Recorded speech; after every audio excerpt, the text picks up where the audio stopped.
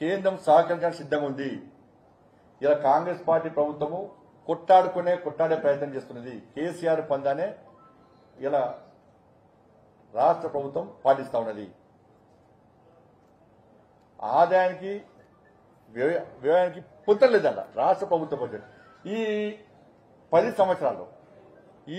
సంవత్సరాల్లో ఇలా ఆర్థిక నిపుణులు కూడా అదే ఆలోచిస్తున్నారు. ఇవాళ రాష్ట్ర ప్రభుత్వం ప్రవేశపెట్టిన బడ్జెట్ కు అసలు ఆదాయానికి వ్యయానికి పొందలేదు, ఎక్కలేదు. సరే ఒక 5%, 3% తేడా ఉందంటే పెద్ద పట్టించుకోవడం అవసరం లేదు. మొత్తానికి ఫరక్ ఉంటుంది. ప్రవేశపెట్టిన బడ్జెట్ కు ఖర్చుకు ఆదాయానికి వ్యయానికి ఖర్చు అసలు ఏం పొందనే ఉండదు. ఉంటుంది 5%, 3-4%, 5% ఫరక్ ఉంటుంది. అలా మొత్తం దాని తగ్గట్టు చేయాలని కాదు. అసలు 5% కాదు, 50% ఉండదు. మరి రాష్ట్ర ప్రభుత్వ బడ్జెట్లో 6 గ్యారెంటీలైనా మహిళలకు 2,500 రూపాయల గురించి ప్రత్యేక నిధులు కేటాయించిరా? బడ్జెట్ లేని ఆ ప్రస్తావన లేదు. నిరుద్యోగులకు 4,000 రూపాయలు వృత్తి ఇస్తున్నారు, దాని గురించి లేదు.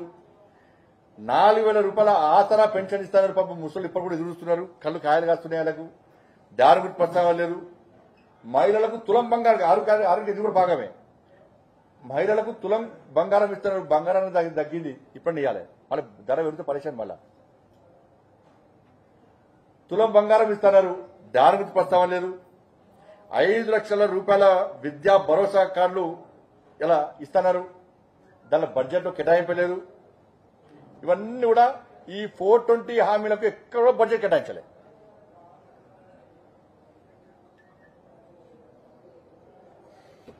ఇప్పుడు రుణమాఫీ కోసము 35,000 కోట్ల రూపాయలు అవసరమని చెప్పి ప్రభుత్వం అయిపోయింది. 35,000 కోట్ల రూపాయలు కూడా జరపవు రుణమాఫీ కోసం.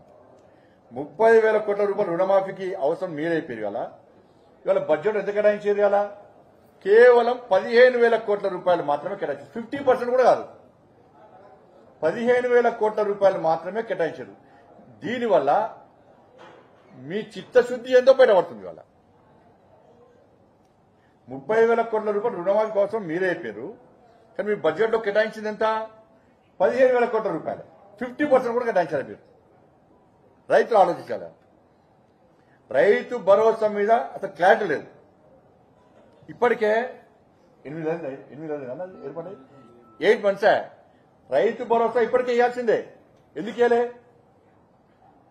రైతు భరోసా ఇప్పటికే ఇవ్వాల్సి ఉండే. మీరు అన్నారు ప్రభుత్వం ఏర్పడే ఉంటే రైతు భరోసా ఇస్తున్నారు, 15,000 రూపాయలు ఇస్తున్నారు, 12,000 రూపాయలు రైతు కూడా ఇస్తున్నారు, కౌలు రైతులు కూడా ఇస్తున్నారు 15,000 రూపాయలు కదా. ఒక ఇయర్ లభించుకున్నాం, అయిపోయి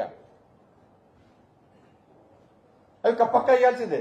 దాని మీద స్పష్టమైనటువంటి విధానం లేదు వీళ్ళకు. రైతులు ఎదురుస్తున్నారు ఇప్పటికీ.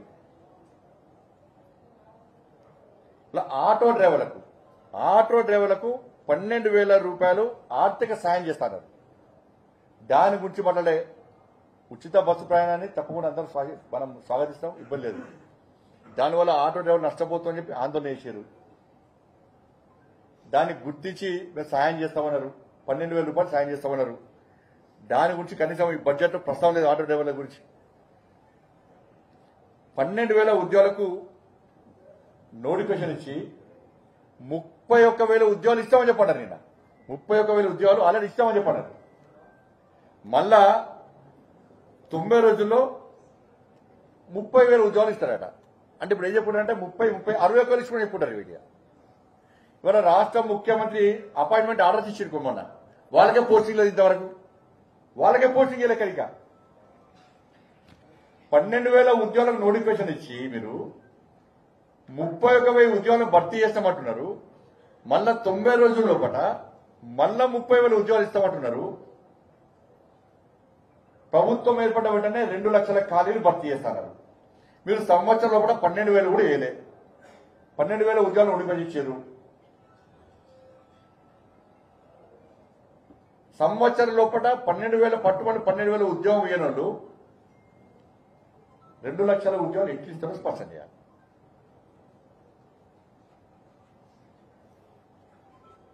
కోటి మంది మహిళలను కోటీశ్వరులు చేస్తారంట. 2,500 రూపాయలు ఇస్తాను ఇస్తలేరు మీరు. తులం బంగారం ఇస్తాను ఇస్తలేరు మీరు.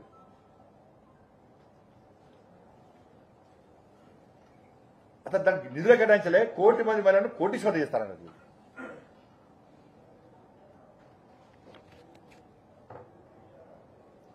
మన విద్యకు గతంలో ప్రభుత్వము 6% కేవలం 6% నిధులు కేటాయించింది. దాన్ని 15% కేటాయించిన నిధులు ఈసారి బడ్జెట్లో అన్నారు. ఈసారి విద్య కేటాయించింది ఎంత?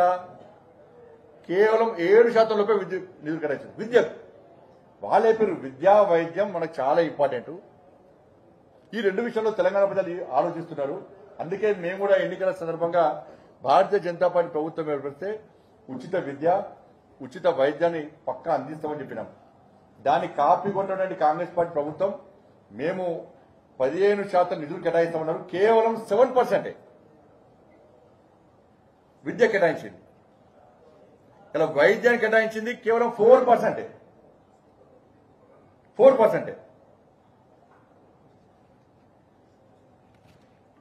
ఇవాళ ఫీజు రియంబర్స్మెంట్ 8,000 కోట్ల రూపాయలు ఇవ్వాలి. దాని ప్రస్తావన లేదు. ఇలా విద్యా సంస్థలు మీరు ఏదో ఏమన్నా అన్నాడు, ఏదో 1 టైం సెటిల్మెంట్ అట. బ్యాంకులో తీసుకుంటారా వాళ్ళు ఏమన్నా? మీరు 1 టైం సెటిల్మెంట్ అంటే వాళ్ళే వేస్తారు యాజమాన్యాలు. స్టూడెంట్స్ దగ్గర వాళ్ళు 1 టైం సెటిల్మెంట్ అంటారు. ఇలా విద్యా సంస్థలు కిరాలు కట్టలేక జీతాలు ఇవ్వలేక వాళ్ళు ఇబ్బంది పడుతున్నారు, అప్పుడపాలయ్యారు. ఇలా విద్యార్థులకు సర్టిఫికేట్ కూడా విద్యార్థులు ఇబ్బంది పడుతున్నారు. 8,000 కోట్ల రూపాయలు మీరు ట్యాక్సులు మంత్రులందరూ వాళ్ళ పేరు మీద ట్యాక్సులు చేస్తారు. ఒక్కరో ట్యాక్స్ కానీ కన్ను మూసుకుంటే పైసలు వస్తాయి. లక్షల మంది పేద విద్యార్థులకు న్యాయం జరుగుతుంది.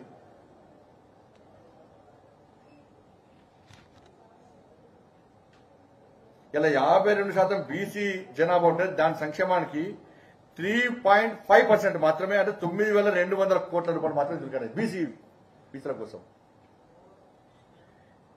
ఇక కేసీఆర్ కు అతి ఇష్టమైన పథకం ఎక్సైజ్ పాలసీ.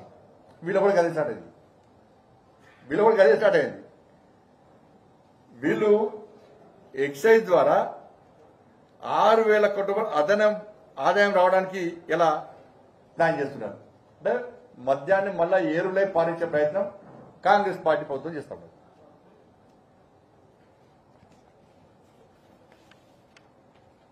దీంతో పాటు ముఖ్యంగా ఇప్పుడు గత ప్రభుత్వం కేంద్ర ప్రభుత్వము కొన్ని పూర్తి స్థాయి 100% నిధులు ఇస్తుంది, కొన్ని రాష్ట్ర వాటాతోనే నిధులు ఇస్తుంది. దానిలో 60%, 40%, 70%, 30% అని ఇస్తూ ఉంటుంది. గతంలో బీఆర్ఎస్ పార్టీ ప్రభుత్వం కేంద్రం నిధులు బడ్జెట్ విడుదల చేసినప్పుడు కూడా మ్యాచింగ్ గ్రాంట్ రాష్ట్ర ప్రభుత్వం ఇవ్వకపోవడం వలన కోట్ల రూపాయల నిధులు వాపసు పోయినాయి. ఇప్పుడు స్మార్ట్ సిటీ అంతే, నిధులు డైవర్ట్ చేసినప్పుడు గొడవ వేసి ఇచ్చారు. ఇప్పుడు రైల్వే ఎగ్జామ్ ఉదాహరణ చెప్తున్నా, ఆర్ఓబి 80% రాష్ట్ర ప్రభుత్వం ఇవ్వాలి, 20% కేంద్ర ప్రభుత్వం ఇస్తుంది. గతంలో రాష్ట్ర ప్రభుత్వం ఇవ్వలే. 20 కోట్ల రూపాయలు కూడా వాపసు పోతుంటే ఆ రద్దు క్యాన్సిల్ అయ్యే టైంకు అనుకోకుండా సేతు బంధ స్కీమ్ వచ్చింది. ఇట్లా తెలంగాణ కేసీఆర్ ప్రభుత్వం సహకరించకపోవడం వలన, మ్యాచింగ్ గ్రాంట్ ఇవ్వకపోవడం వలన కోట్ల రూపాయల నిధులు, అభివృద్ధి నిధులు, సంక్షేమ ఫలాలు మొత్తం వాపసు పోయినాయి నిధులు. మరి రాష్ట్ర ప్రభుత్వం మ్యాచింగ్ గ్రాంట్ విషయంలో ఎక్కడ ప్రస్తావన లేదు. శాఖల వారిగా కనీసం అనాలే, అరే కేంద్ర ప్రభుత్వం సహకరిస్తే మేము కూడా మ్యాచింగ్ గ్రాంట్ ఇస్తామని చెప్పండి, చెప్పాలి. అసలు గతంలో కేసీఆర్ గారు మ్యాచింగ్ గ్రాంట్ ఇవ్వకపోవడం వలన కేంద్రానికి సంబంధించిన నిధులు వాపసు పోయినాయి. ఈసారి అట్లా జరగకుండా చూస్తాము, దాని గురించి మాట్లాడలేదు. దాని గురించి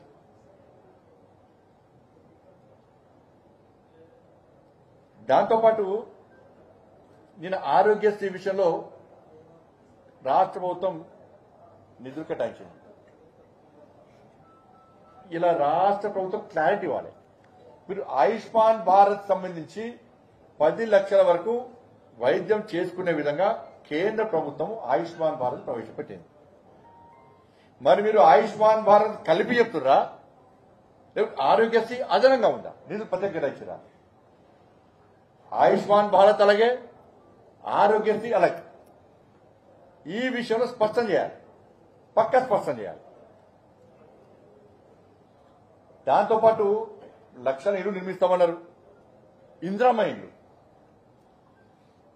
రాష్ట్ర ప్రభుత్వం గతంలో ఏమన్నది? మేము ప్రధానమంత్రి ఆవాస్ యోజన కింద కేంద్రమును అయితే ఇల్లు నిర్మిస్తుందో ఆ సంక్షేమ ఆ పథకాన్ని మేము ఉపయోగించుకుంటామని చెప్పి రాష్ట్ర ప్రభుత్వం చెప్పింది.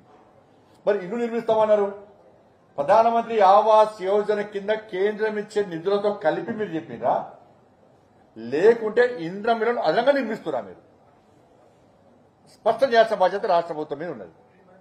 ఇష్టపెట్టే ప్రసక్తి లేదు.